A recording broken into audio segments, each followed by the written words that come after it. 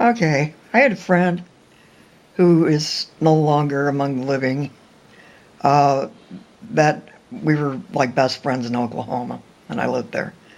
And this one summer, she volunteered at this program to go donate some of her time in Honduras. And she found this missionary group that was going there. They said that they could use her help. Even she didn't know medical stuff very much, but that there's a lot of other things she could do, like help them drive, do the there's an assortment of things that she could do. She didn't have to be a nurse, so she did it.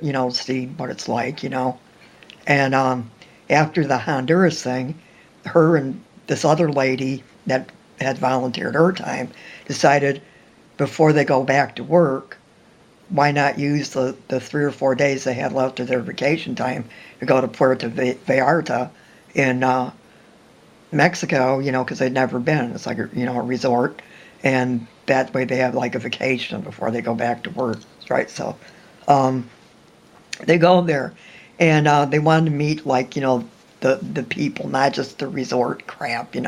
So this one guy who worked at the resort took them into the jungle and introduced them to his family and his neighbors and stuff like that. And they noticed that at the top of the hut, there's this ceiling fan Inside? But here's the deal: there's no electricity. There's no wires running to this fan. Did they have light bulbs? No. There's no.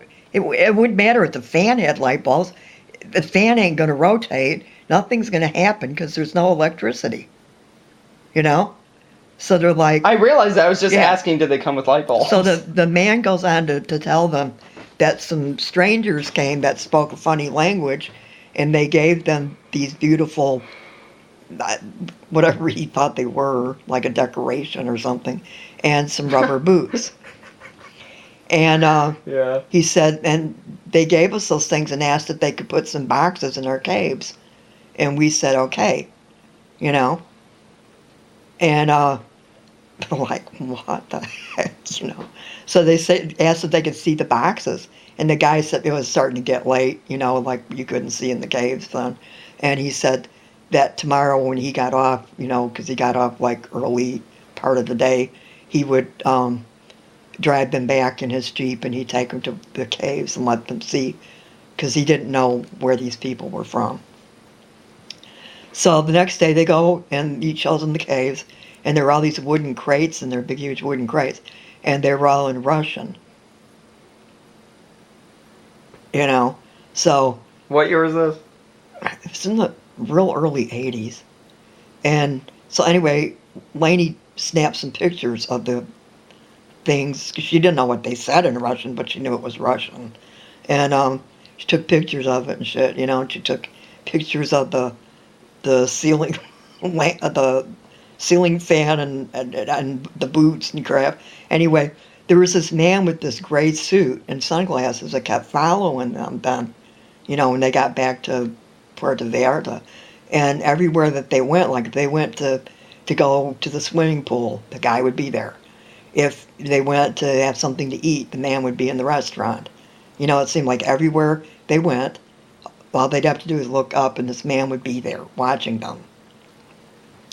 So they figured it was some kind of government guy because they looked at these boxes in the cave. So anyway, when she got back to Oklahoma, she gave the pictures to the FBI, and I don't know what they did. Ironically, the same building that was destroyed by Tim McVeigh. Yeah. But I mean, that was, years and years after that. But at any rate, It's just ironic. I don't know what the FBI did with them. I don't know if they even explored what it was, but more than likely it was some kind of munitions, because why would you need to keep them in a cool cave, in a cool environment, whatever was in the boxes, Well, if they did do something about it, we're not going to know. Yeah. And if they didn't do something about it, well, we're not going to know either. But And who the dude with the gray suit is, who knows?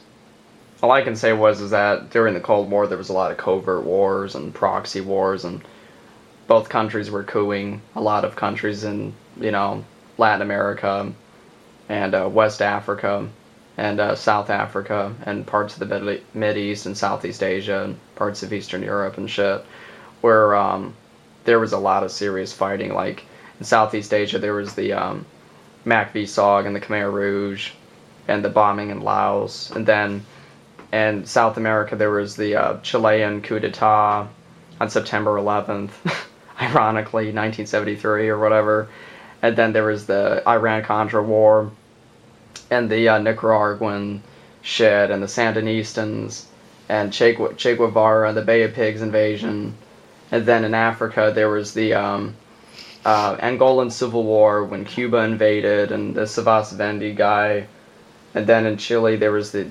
Pinochet guy, you know, and all that. So yeah, that doesn't surprise me. Come on, that doesn't surprise me. So any last words on it? No.